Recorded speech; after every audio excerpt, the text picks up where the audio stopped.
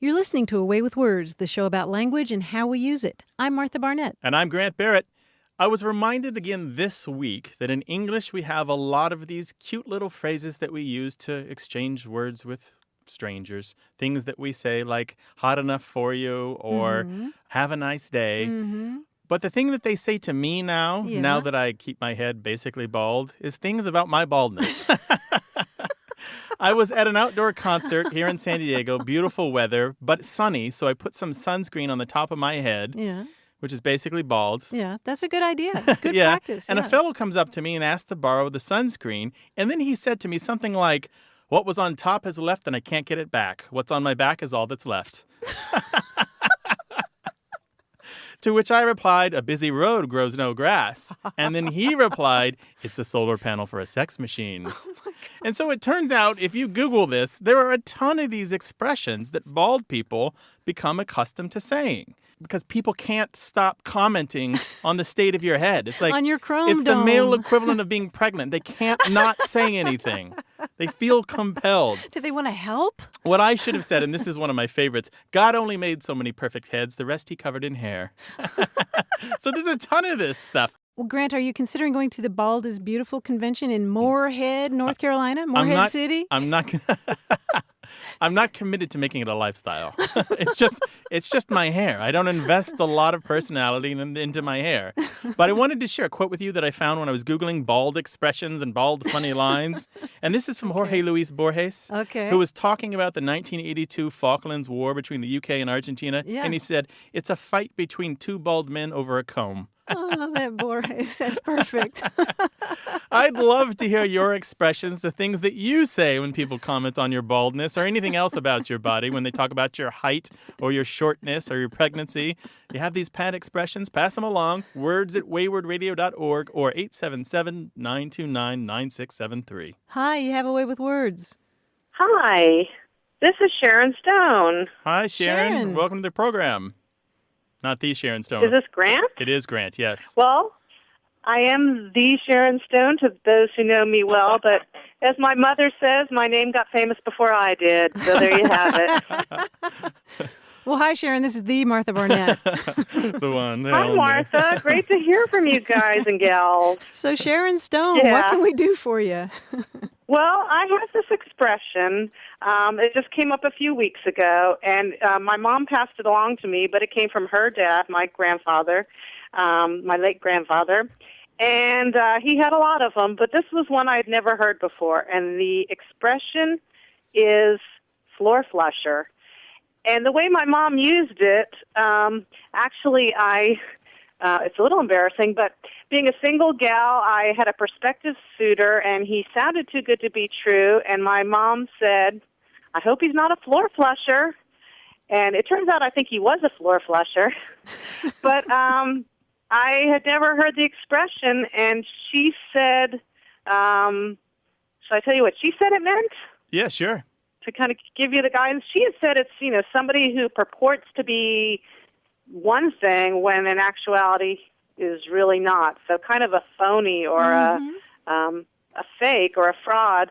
I didn't know where it came from, and that's actually the first time I had heard her speak that, but she said that was a big expression with my grandfather, floor flushers. And Sharon, you're saying floor, like Floor, flusher? Yes. Floor flusher. Okay. Well, that's interesting. Okay. Let me ask you something. Did your grandfather play poker by any chance? Oh, gosh. I don't know. I wouldn't have been surprised if he did, because I know my grandfather was a kind of well-dressed, kind of flashy guy, and I know his tailor, who he actually shared, it was Wayne Newton's tailor, Ortiz.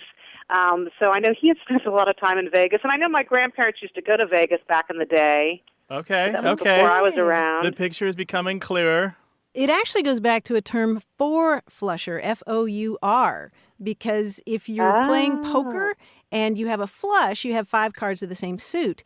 If you have a 4 flush, then that's just 4 cards of the same suit, which isn't very useful. Right, but it's a position in which you might be bluffing, yes. right? Yes, and so exactly. Floor flusher is somebody who blushes. Is floor flusher, is that a Floor flusher? I don't know that I've ever heard it as flusher. Oh, yeah, I have. Gosh, you solved this so easily when it seems like such a mystery to me. Yeah, well, Just take the L out. That's what you do. That's what you do. Aren't you supposed to make it look a little more difficult? So is there a floor aspect to it, or is that just where the word kind of got misconstrued, as we like to say, as it came along? Yes, the word was misconstrued. yes, it was misconstrued. Yeah. You know who I think really helped popularize it was Popeye. Did you remember the old cartoon with Popeye and Olive Oil and Brutus? How could I not? Bluto? Well, there's one cartoon where Popeye and Bluto are competing for the affections of Olive Oil, which they always do. And this time they're doing it by trying to solve her plumbing problem. And of course, all these terrible things happen, water flying everywhere and flooding of the house. And at one point she says to them, "Don't touch me, you floor flusher." And it's a joke, Okay. Wow. And so I think it would be easy to misconstrue that term, floor flusher, meaning to bluff, to be But the pretentious. original term four flusher comes from poker, from somebody who was bluffing. They didn't have the hand. They didn't have that flush. But they were trying to just had take the four. pot anyway, right? Right. Sharon, this is great. Thank you so much for calling. Good luck in dating world. Well, thank you guys so much. Oh, yeah, and I will definitely be listening, and it's always a lucky day when I hear you guys. All right. That's Take great. care now. Watch out for those four flushers. Thank you so much. Bye-bye. Bye-bye. Okay, I shall. 877-929-9673 is the number to call to ask your questions about language.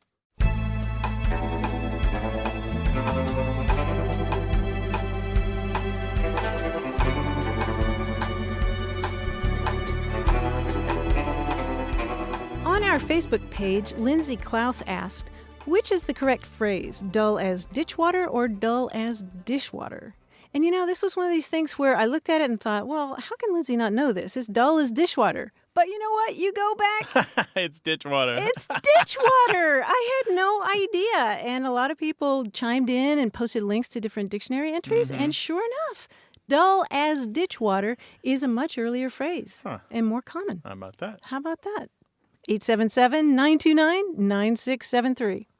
Hello, you have a way with words. Hi, my name's Maureen. I'm in Berlin, Maryland. Hi, Maureen. Welcome to the show. Hello, Maureen. Thanks.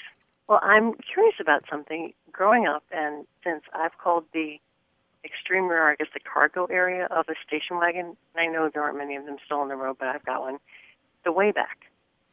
And I always called it that, and when I use that term with my kids, they laugh at me and say, well, which is nothing new, by the way, but they laugh at me and say no one else calls it that. And I'm wondering, is that true? Or is it something my family made up, calling it the way back? Or is that something that's actually out there in a legitimate phrase? In which case, my kids. Since when have you been using the term? Childhood. Back when more people drove station wagons than do now. 70s, 80s? So, thank you. I don't know. More like 60s. 60s, okay. And, pre seatbelts, so you would sit back there. That was like the prized place to sit on a long family trip because nobody could reach you. Right, exactly. Well, Maureen, do you have something writing on this? Do the kids have to do chores for a week if you're right? Oh, man, why didn't I plan for this? No such luck. Nothing, huh? Well, a mother's gloating can be very powerful. That's true. And trust me, I know how. And they know that, so it'll work. Well, so you're telling me it's actually something? Yeah, Martha's about to equip you fully for motherhood here. Yay! Well, I don't know about that, but you're right. I mean, I've heard way back used. I don't know if there's really? any... Yeah. I don't know if there's any particular regional From your component. childhood? Yes. Okay. Yes, we didn't use it. Yeah, you're welcome. We didn't use way back. We did have a station wagon, but we called it the backpack too.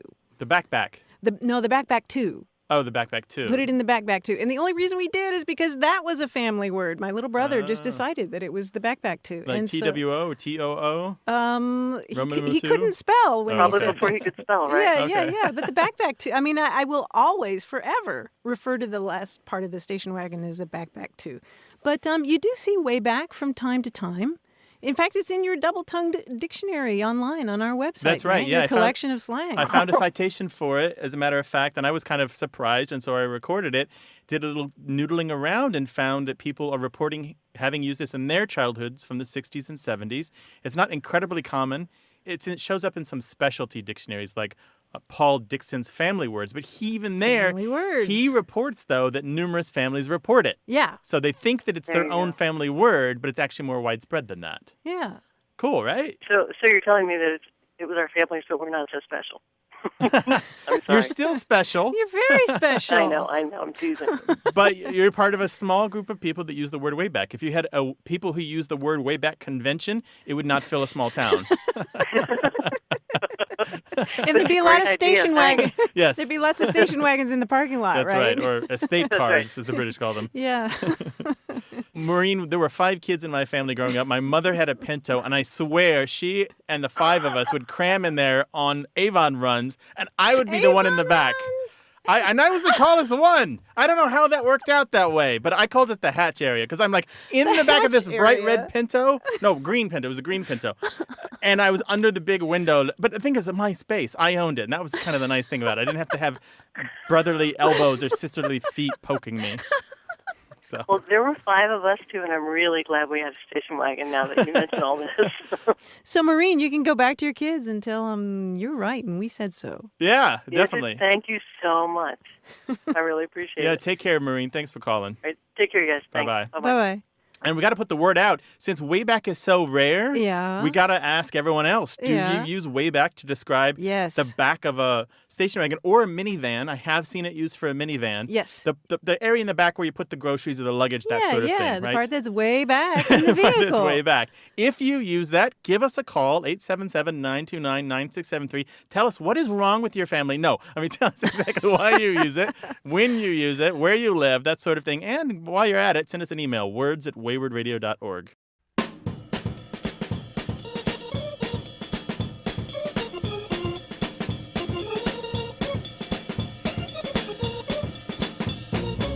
Speaking of baldness, did you know that the name Calvin means bald? It comes from the Latin word calvus. It means bald and is related to the Spanish word calvo, which also means bald. Very interesting. I did not know that. Yeah, Calvin.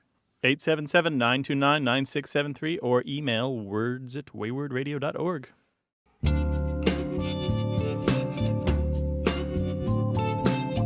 Way more word wrangling and a word quiz coming up. Stay tuned.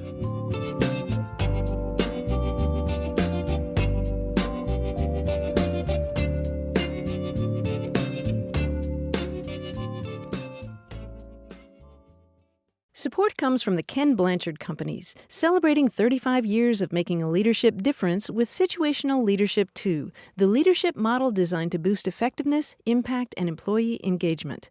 More about how Blanchard can develop your executives and leaders at kenblanchard.com/leadership. You're listening to Away with Words. I'm Martha Barnett. And I'm Grant Barrett, and we're joined by the king of the quiz frontier, John Chinesky. Hello, John.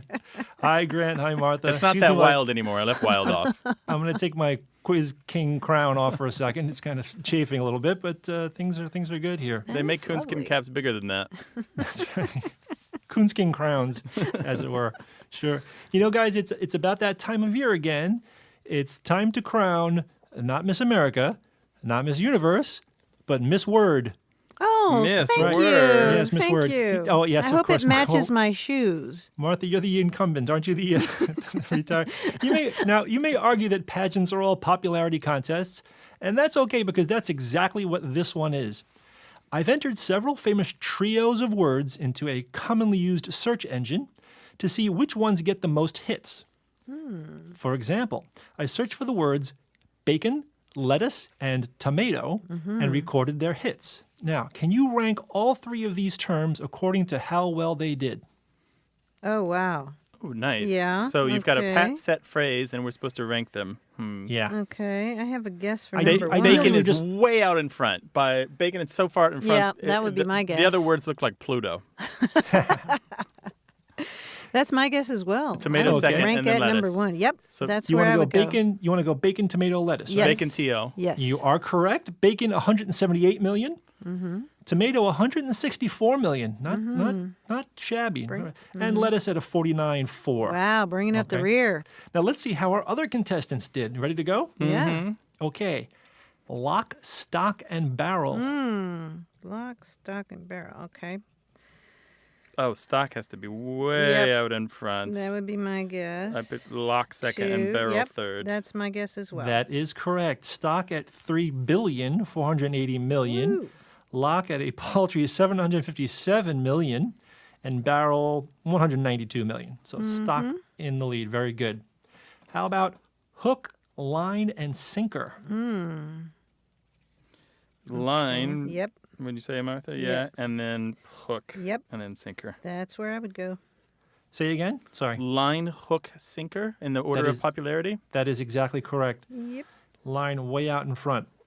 How about bell, book, and candle? Bell, book. Okay, I have a guess. Me too. Okay, Grant, why don't you go first? Book by 100 million. Uh-huh. Bell and then candle. That's exactly where I was going. That is exactly correct. Yes, book was way out in front, and then bell and candle. How about snap, crackle, pop? Ooh. Or snap, crackle, soda, as they say in some parts of the country.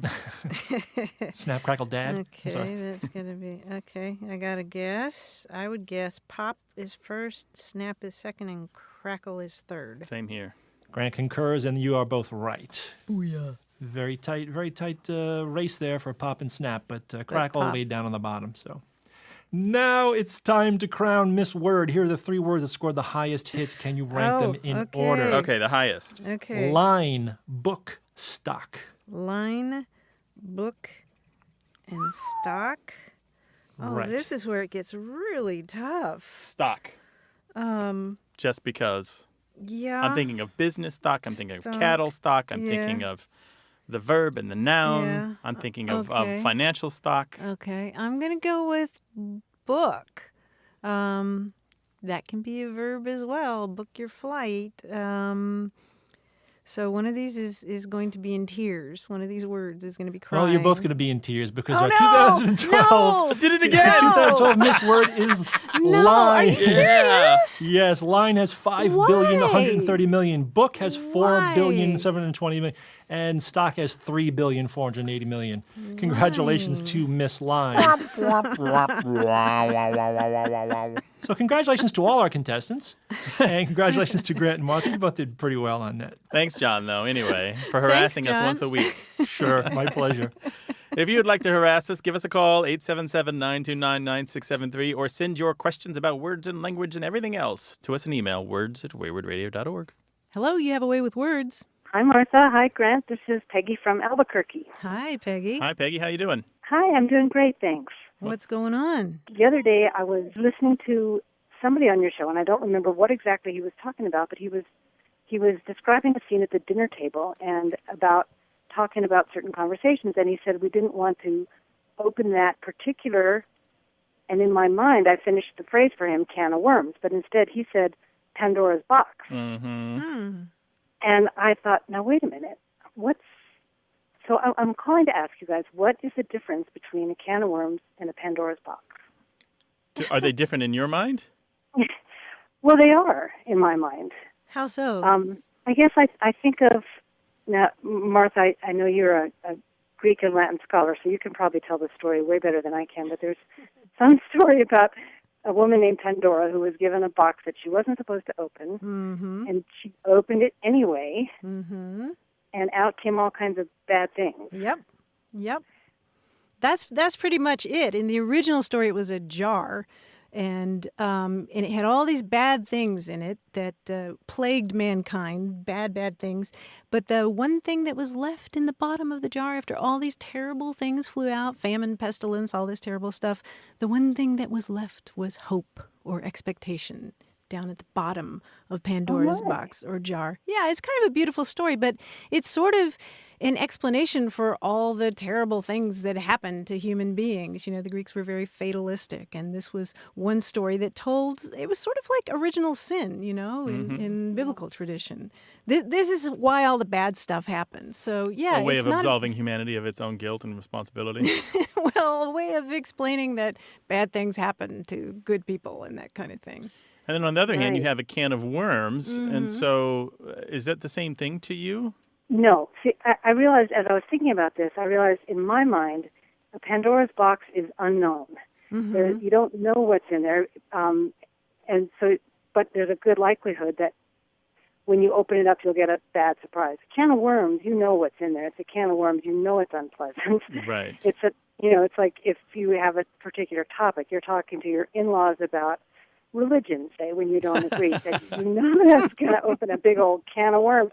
Right. And that's, you know it's going to be unpleasant. You know you don't really want to go there, but it's known. And at least in my mind, that's the difference. It's a known unpleasantness versus a unknown, possibly unpleasant, but I don't know. So Peggy, I think that you keyed in on exactly the thing that distinguishes them, because Pandora was told, don't open that, don't open that, don't open that. And of course, her curiosity got the better of her. And so she did. But a can of worms, you're right. You know that there's icky stuff in there.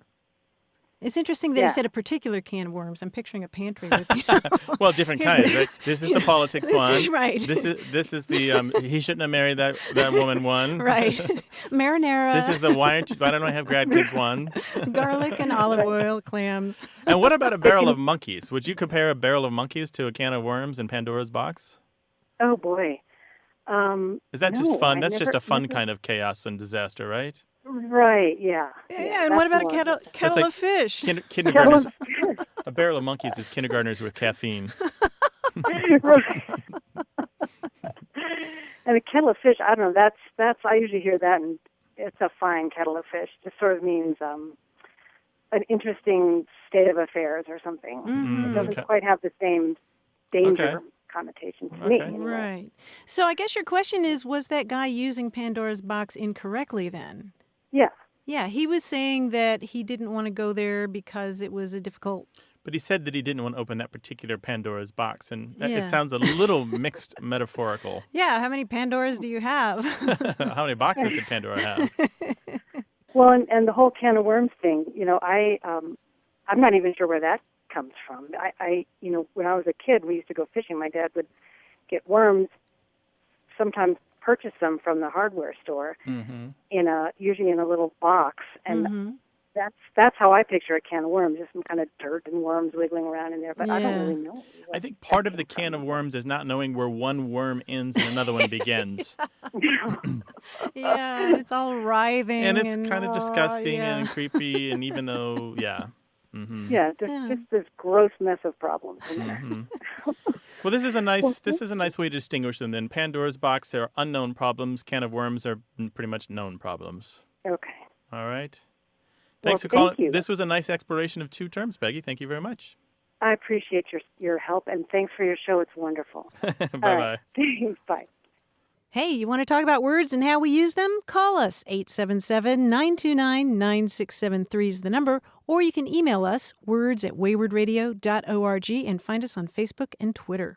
Hello, you have a way with words. Yeah, hi, my name is Ryan, and I'm calling from actually Venus, Texas, which is south of the Metroplex. Yeah. Okay, Venus, south of Dallas, Texas. Fort Worth. Nice. Yeah, just south of Dallas, Fort Worth. It's actually, everything's becoming one big Metroplex here. So. Yeah. Sure. What's on your mind? I had recently gotten into an argument with somebody and then a nice discussion with my librarian friend Amy about the possessive S at the end of my son's name, because there seems to be no hard, fast rule other than you just kind of write it how it's pronounced.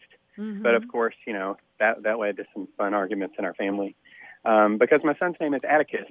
And so when I wrote his name on a box and I needed to put the apostrophe S at the end, I put the apostrophe S because that's how it's pronounced, Atticus's box.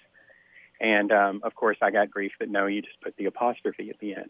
So that's really what I was calling about, getting a ruling on that. I love that name, Atticus. Yeah, thank you. Yeah. Do you use a certain style guide at work? No, that's another. I'm working on my PhD, and when I was, I actually used the apostrophe S in an APA style paper, and I got dinged on it because you're not supposed to do it. But I still made the argument, I looked at, that's what got me into looking it up. And I found, some of the newspaper styles and stuff actually say it's okay. And really the only rule I could find consistently for something like a name is you'd write it how it sounds. Like, for instance, Achilles Hill. is just Achilles with an apostrophe. It's not Achilles' heel. Mm-hmm. So that's why with Atticus, I wrote the apostrophe S, mainly just for clarity and for pronunciation, because that's all I could find. This is a really interesting question, incredibly wonky, so of course we love it. Pull up a chair. Pull up a chair. Here's the thing. We've already touched on this very important point when this kind of stuff comes up. What style guide you use is what controls this answer. So if this were for the workplace, you mentioned the APA style guide. That'd be one. You might use the Chicago Manual of Style or this AP style book or the ALA or just a ton of these different style guides, right? And their rules are different. They don't agree on this stuff. For example, there was something in a recent issue of the journal Copy Editing where this very question came up. And so the editor there compared what the Chicago Manual of Style has to say versus the Associated Press Manual of Style. And they differ on this. Chicago says that if you have a singular proper noun ending in S, like Atticus, then you would use an apostrophe S. However, the Associated Press Style Guide says you would just use an apostrophe. See, I always go with consistency. I agree. That's kind of my motto. Yeah, well, that's what style guides are about. They're supposed to apply consistency to all written documents in a particular environment. You were fine to use apostrophe S or not, because unless you've pronounced a particular style guide, the style guide of your household. There we go. I think I'm going to take your idea and I'm going to deem an official style book of my household. Therefore, while you're in my house, you use my style book. I'm sorry, I didn't hear that request. That's not according to style. Ryan the enforcer. Exactly. Well, thank you. That helps. That helps clear as mud. So yeah, we're good to go. Help clear as mud. Yeah, just don't need it. Thanks, Excellent. Ryan. All right. Well, thank you very much. Take Bye-bye. care. All Bye-bye. right. Bye-bye. 877-929-9673, words@waywardradio.org.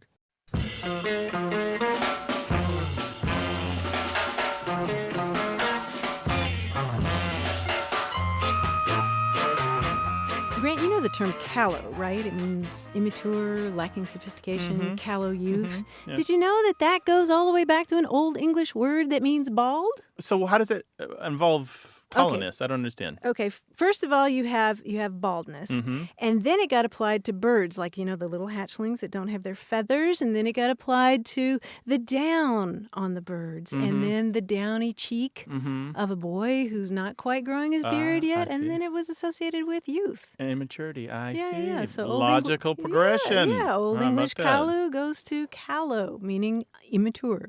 So callow youth, callow elders, give us a call, 877-929-9673. Hello, you have a way with words. Hi, this is Adrienne calling from the North Country of New York. Hi, Adrienne. Welcome to the show. Hi. Where in North Country are you? I'm in the Plattsburgh area. Plattsburgh. Cool. What can we do for you? Well, I'm calling about the word stet, S-T-E-T. I've run it across it a couple of times in crossword puzzles now, but other than the little bit of information that the clue gives, I don't know much about it, so I'd love to get some more information. What's your understanding of the word? Well, I believe it's an editing term used to undo the deletion of a word when you're doing a hand editing. Yep. That's exactly right. Adrian, as a writer, I love this word. It's a visceral reaction that I have. Some people have reactions to the word moist. Some people have reactions to the word pants or slacks. I love the word stet because it means leave my writing the way it was. That's true. I also think it's interesting because with digital editing, it's not needed anymore. You just retype the word. Yeah, that's a good point. Unless you're looking at a hard copy, right? But the word goes back to Latin. It's the third person subjunctive of the Latin word for to stand. So it literally means let it stand. Stet. Yeah, it's related to words like status. You're standing. And the word stand, as a matter of fact. Well, that's really fascinating. I'm glad that I could get a little bit more information about it. I thought you were going to say, I'm glad I could get a rise out of you, Martha, because I love this word. It's the editor backing off. I'm too close to a college campus. I have to be couth. Okay. If you will. All right. Well, stay couth. Thank you so much. Thank you. Bye-bye. Alrighty. I'm glad we got a chance to talk. Okay. Sure. Bye-bye. Take care. 877-929-9673, words@waywardradio.org.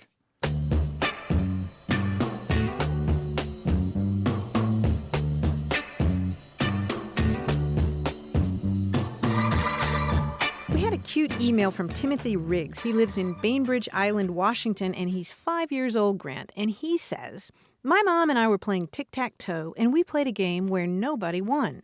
We call that a cat's game. But why? My mom says you know a lot about words, so I decided to ask you. So why do we call a draw in tic-tac-toe a cat's game? Mm-hmm. Do you know that term, Martha? A cat's game? I never used it, no. Yeah, we always just called it a draw. Yeah. Some people Or call tie. it a tie or a scratch. Yeah, but Well, why a cat? Did a cat We make don't off really with it? know, but what we do know is that throughout the history of this game, both in English and in Spanish, cats have been associated with it. For example, the game is sometimes called gato or juego de gato in the Spanish-speaking countries. It has a the lot of cat's other game. names, Mm-hmm. and it also has a lot of other names in English as well. One of them, turns out, in the UK, it used to be called Kit Kat Canio. Exactly the same game. We're talking about the game with 2 vertical lines, 2 horizontal lines, 9 squares, X's and O's. Try to get 3 in a row, right? So it's got the name cat in it. Yeah. Kit Kat Canio. But it's more than that. Sometimes the tie game is also called the cat's tail or just the cat. And it turns out that sometimes some people who play this game, when there's a draw or a tie, they'll say, that's a cat's game. That's one for the cat. This goes to the cat. The cat gets it. I'm always imagining some little warm kitty cat sitting there watching the game, just cats do. They're just observing the scene from the highest perch that they can find. But it's really interesting that again and again we find cats associated with this game. So, Timothy, we don't really know why they're associated, but we do know that it goes far beyond just this one slang name for the tie. Okay. So, Timothy, it's a really good question. We'll keep looking into this. If we find out more about why a tie in tic-tac-toe is called a cat's game, we'll let you know. If you have a question about language, email us, words@waywardradio.org, or call us 877-929-9673.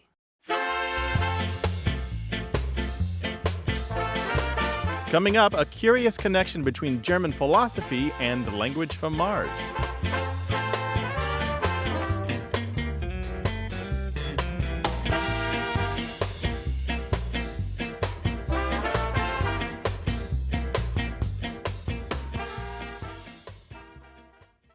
You're listening to Away with Words. I'm Grant Barrett. And I'm Martha Barnett.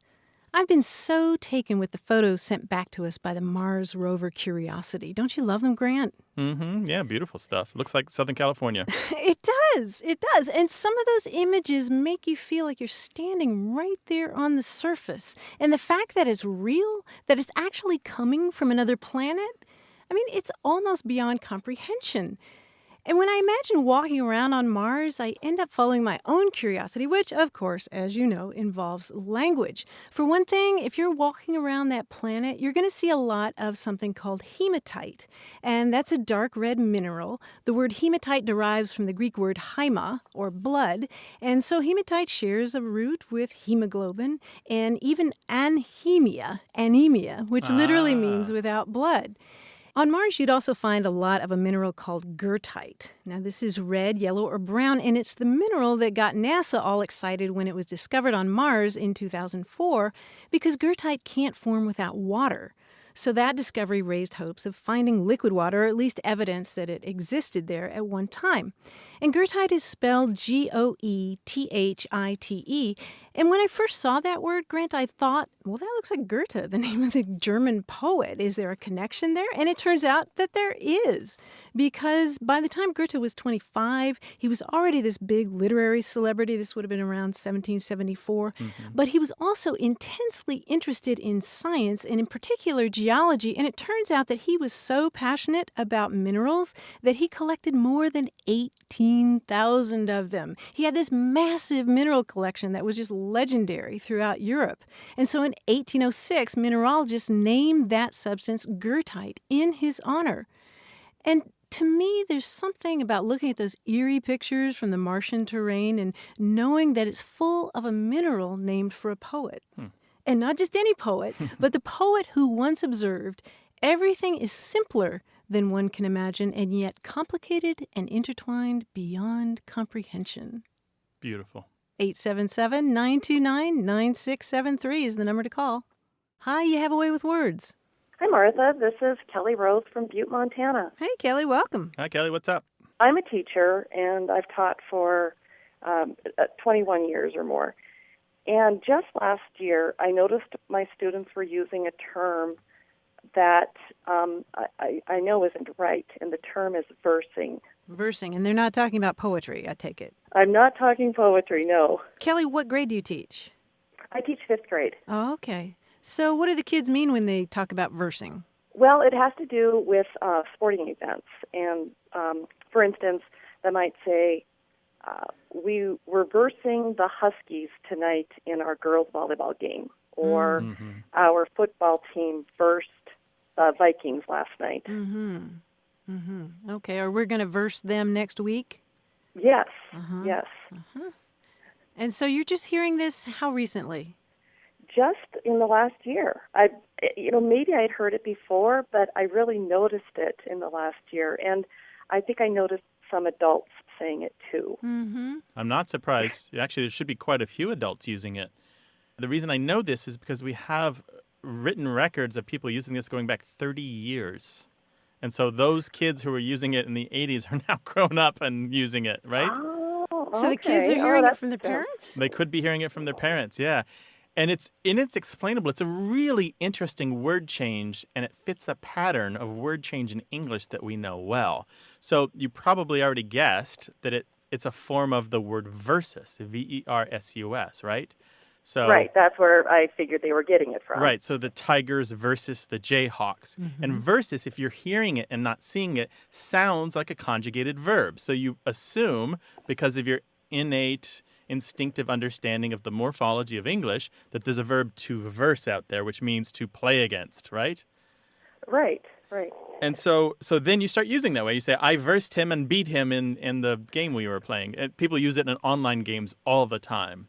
All the time. And most of the reports that we get about this use come from people who are playing video games or have heard it from their children who are playing video games. And so once you've got this term that kind of is floating out there, it kind of is kids speaking to kids, or it was kids speaking to kids, and it becomes the slang of childhood. It becomes a thing where there's not even really necessarily an adult around to correct them or to nudge them gently in the right direction and say, oh, well, actually what you mean is, and just kind of explain the Latin and that sort of thing. And so here we are, 30 plus years later. This term is fairly widespread throughout the English-speaking world.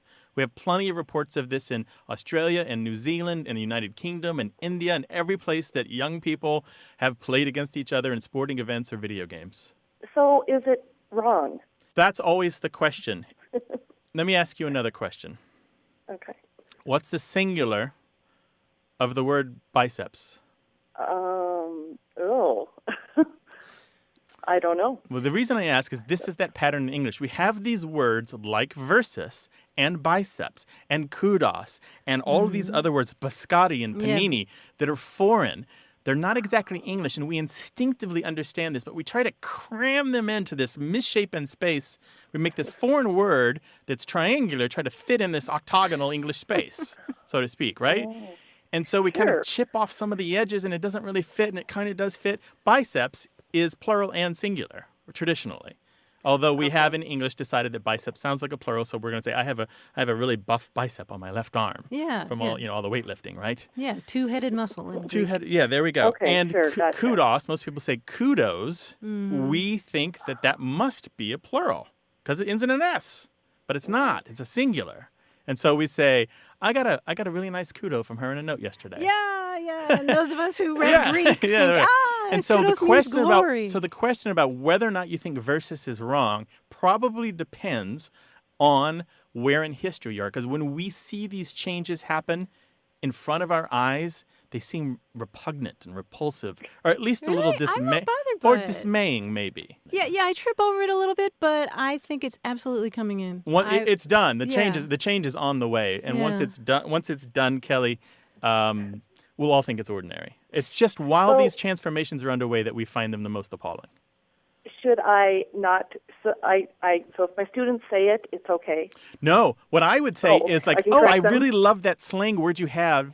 Let me show you what the Latin is like and explain to you what happened here. I mean, it's a learning opportunity rather than a correction opportunity. Yeah, so they might use it on the playground, but not in a paper, in other words. Let us know what happens, okay? I will. Thanks. It's Thanks, so nice Kelly. to speak to you. Take care now. Bye-bye. Bye-bye.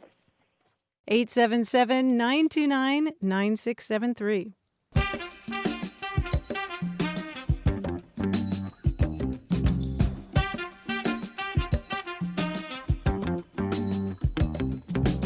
Grant, do you know the expression selling wolf tickets? Selling wolf tickets. Yeah. Yes, I do. Yeah. It's something to do with provoking a fight. Sort of like threatening in a boastful manner. Mm-hmm. And it's a sample of African-American slang, according to Geneva Smitherman, who's done a lot of research on this kind of thing.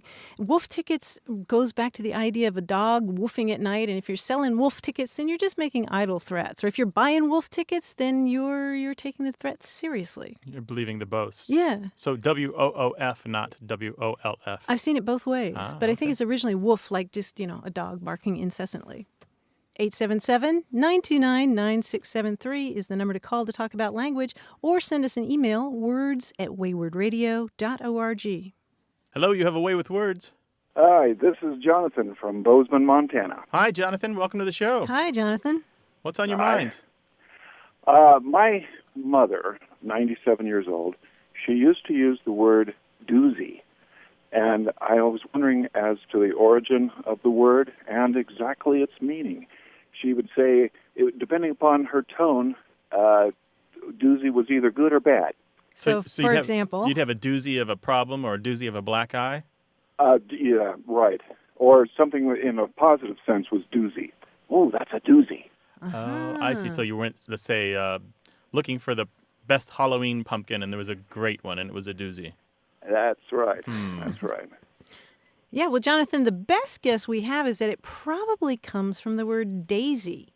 Actually, as far back as the 1700s, the word daisy could apply to something that was really good, first-rate, It wouldn't have wonderful. to be a flower. No, it wouldn't have to be a flower. It could be a pretty girl. Ooh, that's a daisy. Or a fine horse. Yeah, a fine horse, a great dog. That's the daisiest horse I've ever seen, that kind of thing. Interesting. And over time, it may have morphed into doozy. There's one other theory about this, which has to do with a great Italian actress named Eleonora Duse, who was very popular in the 1890s, and she made a tour of the U.S., and people just referred to her as Duse. Most likely it comes from Duse. So there's some cross-pollination there between the two terms, right? Very good. Cross-pollination of daisy. Very good. Yeah. My mother's about that old, so it would probably still be around when she was young. All right. Thanks for your call, Jonathan. All right. Thanks a lot. Take care now. Bye-bye. Bye-bye. Bye. 877-929-9673, words@waywardradio.org.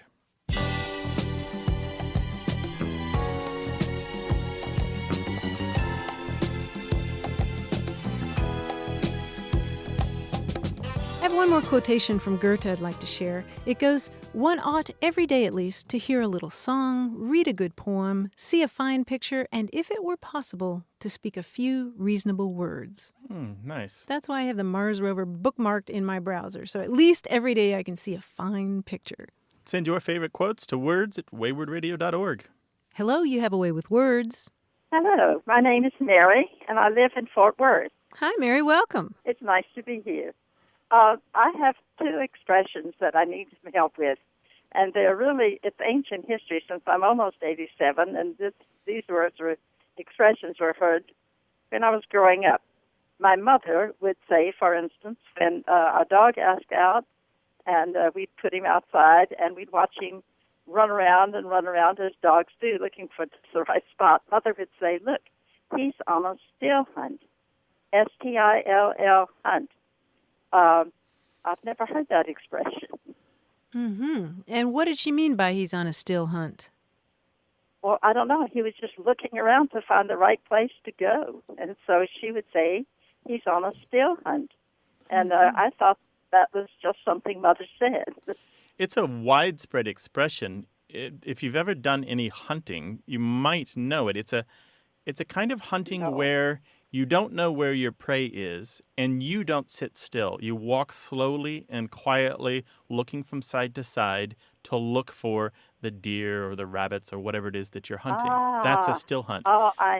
In politics, which is where I first encountered it, a still hunt is something a little different. It's kind of almost a surreptitious campaign where your opponents don't quite realize what you're up to until it's too late. There are a lot of different kinds of still hunts. And so you'll sometimes find in the by-elections, say the years where there's not a presidential election, it used to be common where a party would figure out if they could get candidates on the ticket in all the regional and local elections and get all their core supporters out without any advertising, they could take every office because people tend not to vote in elections where there are no presidents being decided. And those are called still hunt campaigns or still hunt elections. So the still in this has to do with not chasing so much? You are calmly, slowly, quietly walking. Your dogs, if you bring hunting dogs, are not barking or baying. You're not beating the brush to chase the animals forward. There's no fox calls or anything like no trumpeting or anything like that. But you're also not standing still. You're not in a hide or a shelter or a deer stand. You are moving when you're looking for your prey. Well, that's so interesting. I have another one for you. Would you like to try again? Oh, yes, please. Sure. This is what Mother would say when describing people whom she felt were simply not up to her standards. She would say, they're so ordinary. And her tone let me know that she just didn't approve of these people. I've never heard anyone describe people that way. That's interesting because ordinary sounds like such a neutral term, but she was using it in a negative way, correct? Right. It was very derogatory. It sort of looked down her nose, you know. Mm-hmm. That meaning of ordinary to refer to somebody as crass or rude or vulgar or low class has been around since the 1600s, but it's never been terribly common. It does still exist in some varieties of American English, particularly in the South, where you use ordinary not to mean regular or common.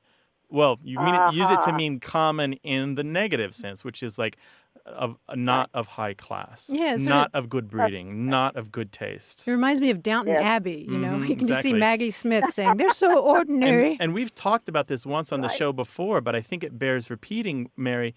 Ordinary became the word ornery and kept some of that negative meaning.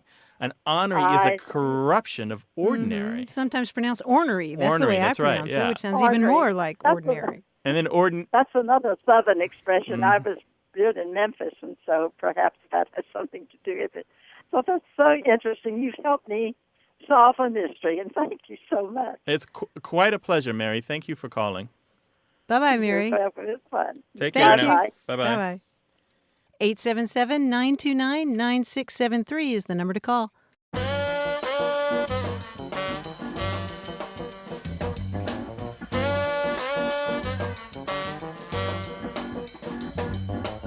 We heard from Pamela Poon in Bozeman, Montana, who wanted to know about the phrase, a piece of work. She says that she understands it to mean a pain in the rear. For example, if you and your friends are discussing your local elected official, she writes, instead of openly criticizing her, you might say, I saw Mary and we discussed the new zoning amendment, and, well, all I can say is that she's a real piece of work. And so Pam wants to know if she's using that correctly. A real piece of work? Yeah. Yes, she is. That's a great definition for it. In fact, Merriam-Webster has a definition I like a lot. A complicated, difficult, or eccentric person. So it's somebody who is not quite normal for whatever reason and probably disagrees with you. We think, and I say we meaning the body of people who research language, we think that it comes from Hamlet. From Shakespeare's play Hamlet. There is a scene in there where, if you remember, Hamlet is kind of dissatisfied with life. So Rosencrantz and Guildenstern are sent to him to kind of cheer him up. And he's explaining to them that despite the fact that humans are these amazing things, and he says, what a piece of work is a man, how noble in reason, how infinite in faculty. Even though he thinks all these great things, he still can't take delight in them. And so he's kind of using it literally to mean we are a great piece of work. But it is believed that that piece of work is then borrowed by people who are literate and well-read and that sort of thing, is a kind of an allusion to this, even though you are an amazing living human being and you're an awesome creature, you're still disappointing me in some way. That's great. I didn't realize there was a connection. That's the best guess that we have. It's a great one. But by the 1920s, it was well entrenched in slang. You can ask your questions about language by emailing us as well, words@waywardradio.org, or find us on Facebook and Twitter. Things have come to a pretty pass. That's all for this week's broadcast. Join us online on Facebook and Twitter, or sign up for our weekly newsletter for the latest in language news. Share your language stories, ask a question, or tell us anything else on your mind at 877-929-9673, or send an email to words@waywardradio.org. If you missed a show, you can always find it at no cost on our website, iTunes, and SoundCloud. Our production staff includes Stephanie Levine, Tim Felton, James Ramsey, and Josette Hurdell. Away with Words is independently produced and distributed by Wayward Inc., a nonprofit supported by listeners and organizations who believe in lifelong learning, better human communication, and the value of a thing well said or well written. The show is recorded at Studio West in San Diego, California. Thanks for listening. I'm Martha Barnett. And I'm Grant Barrett. Take care. Ciao. Neither, let's call the whole thing off. You like potato and I like potato. You like tomato and I like tomato. Potato, potato, tomato, tomato. Let's call the whole thing off. But oh, if we call the whole thing off, then we must. Support comes from the Ken Blanchard Companies, celebrating 35 years of making a leadership difference with Situational Leadership 2, the leadership model designed to boost effectiveness, impact, and employee engagement. More about how Blanchard can develop your executives and leaders at kenblanchard.com/leadership. Hey there, podcast listeners. Just want to let you know that although we give you the show free and we give it free to stations, it does cost something to send these episodes out to hundreds of thousands of listeners across the planet. Help support our educational mission by going to the website and clicking the donate link. $10? A little more? How about as much as you think it's worth? Thanks in any case for helping us keep shop. Do not touch that dial. Do not click off that page. We are Lamb Radio. Let us reason together, says the Lord. Come down, let us reason together.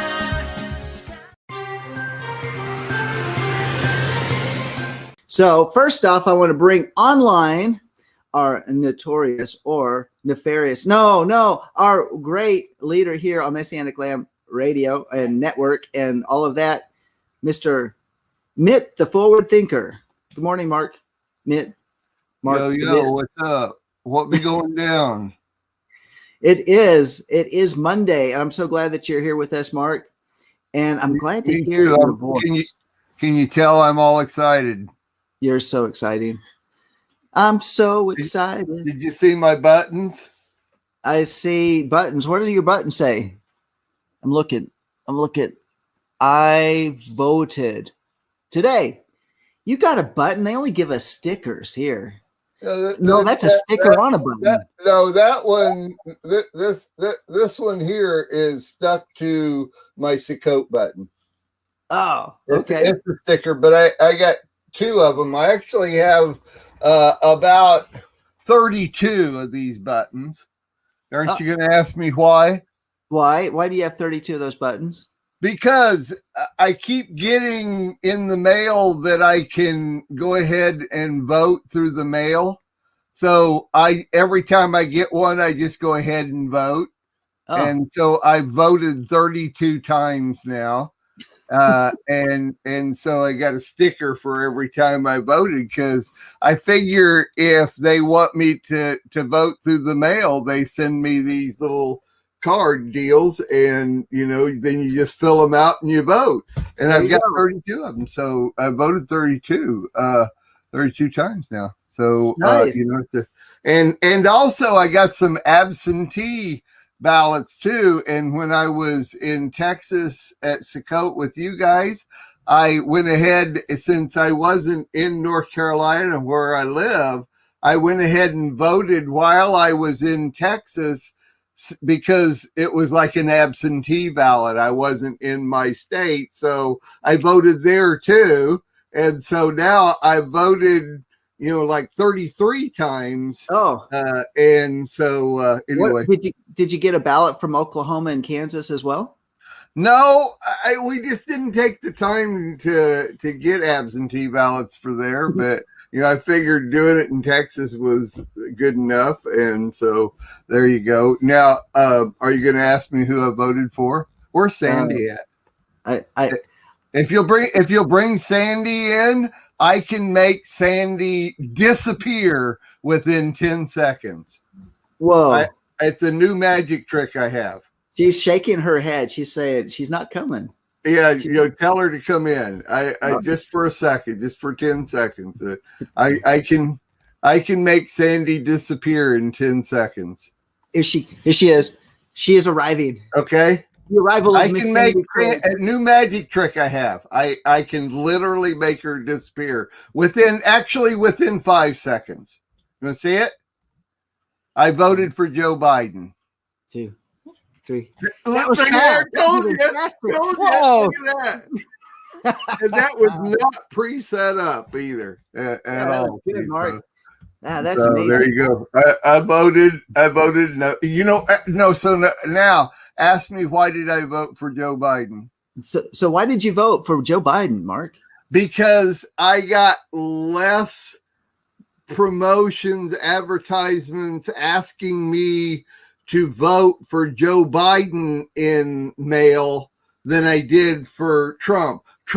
There was just way too many Trump mail, little flyers that come in to say vote for Trump. I got a lot less Bidens, and Trump really upset me because he sent so many of them that I decided, because he sent so many, I'm just going to vote for Biden because he, and I also changed my name now to Mitt, the forward thinker.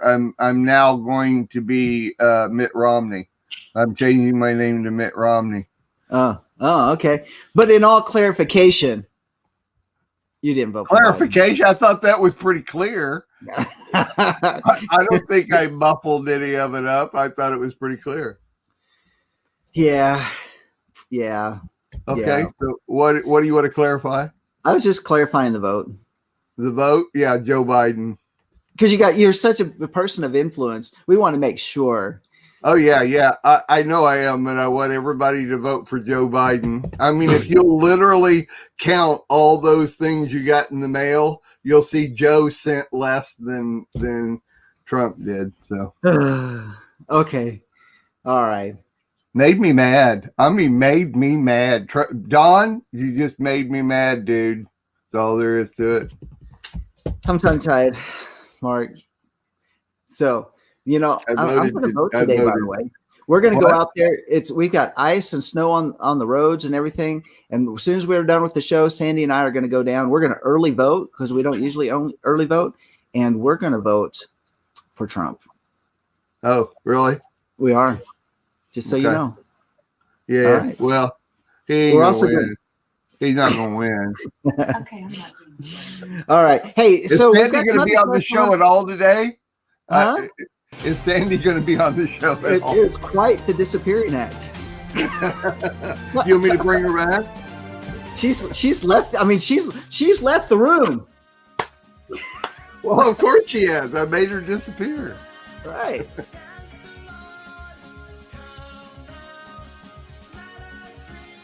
We are richly blessed to bring you what we believe is the fullest, most diverse, yet up-to-date progressive teachings, discussion, and prayer programming you can find anywhere on this planet. Be sure to take the tour of the MessianicLambRadio.com website. I'm Susan Hoogie, thanking you for joining us on the Messianic Lamb Video Network.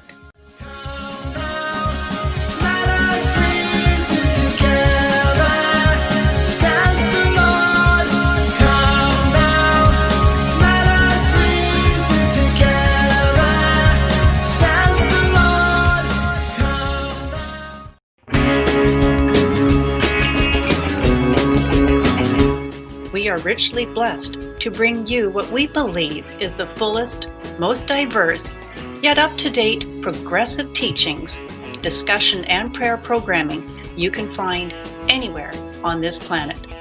Be sure to take the tour of the MessianicLambRadio.com website. I'm Susan Hoogie, thanking you for joining us on the Messianic Lamb Video Network.